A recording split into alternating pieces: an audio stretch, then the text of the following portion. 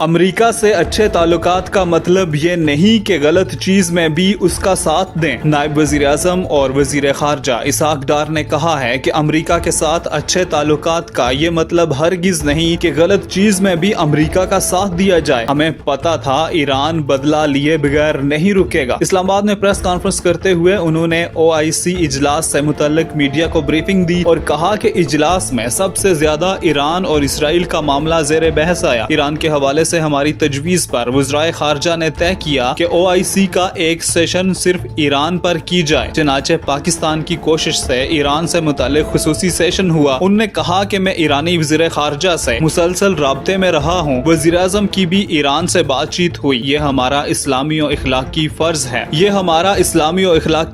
ہے۔ کہ ہم ایران کو سپورٹ کریں۔ ایران نے سلامتی کونسل میں سب سے پہلے پاکستان کی کوششوں کو سراہا اور اپنی پارلیمنٹ میں بھی ایسا ہی کیا۔ ایران کے صدر نے جب پارلیمنٹ میں تقریر کی تو پوری پارلیمنٹ میں انہوں نے تشکر پاکستان کے نعرے لگائے۔ بیک گراؤنڈ میں ایران کو ہماری بھرپور سیاسی سپورٹ حاصل تھی تاکہ ایران کو نیچا نہ دکھایا جا سکے اور ایران اس بحران سے باہر نکلے۔ وزیر خارجہ نے مزید کہا کہ خصوصاً جب امریکہ نے ایران پر حملہ کیا اور آرمی چیف جب پاکستان آ رہے تھے تو ہماری تجویز پر آرمی چیف استنبول میں رک گئے۔ اردوان سے ہماری میٹنگ کنفرم ہو چکی تھی، چنانچہ وہاں میٹنگ میں فیلڈ مارشل میں ہمارے سفیر موجود تھے۔ دوسری جانب سے اردوان، ترک وزیر خارجہ، انٹیلیجنس سربراہ اور سینئر ممبرز موجود تھے جہاں ایران کے معاملے پر بات چیت ہوئی۔ اسحاق ڈار کا کہنا تھا کہ امریکی حملے کے جواب میں ایران نے ہمیں بتایا کہ وہ امن پسند ہیں، ایٹمی ہتھیار بنانے کے حامی نہیں، مگر حملے کا جواب دیے بغیر نہیں رہیں گے۔ انہوں نے قطر کو آگاہ کر کے قطر میں امریکی ایئر بیس پر حملہ کیا۔ وزیر خارجہ نے کہا کہ امریکہ کے ساتھ اچھے تعلقات کا یہ مطلب نہیں کہ غلط چیز میں بھی امریکہ کا ساتھ دیں۔ ایران پر حملے کے بعد قیاس آرائیاں ہوئی کہ پاکستان کیا کرے گا۔ ہم نے اپنی پوزیشن واضح کرتے ہوئے بیان جاری کیا۔ ہمیں پتا تھا ایران بدلہ لیے بغیر نہیں رکے گا۔ ہماری کوشش ہے کہ سیز فائر جو ہو چکا ہے وہ مستقل برقرار رہے۔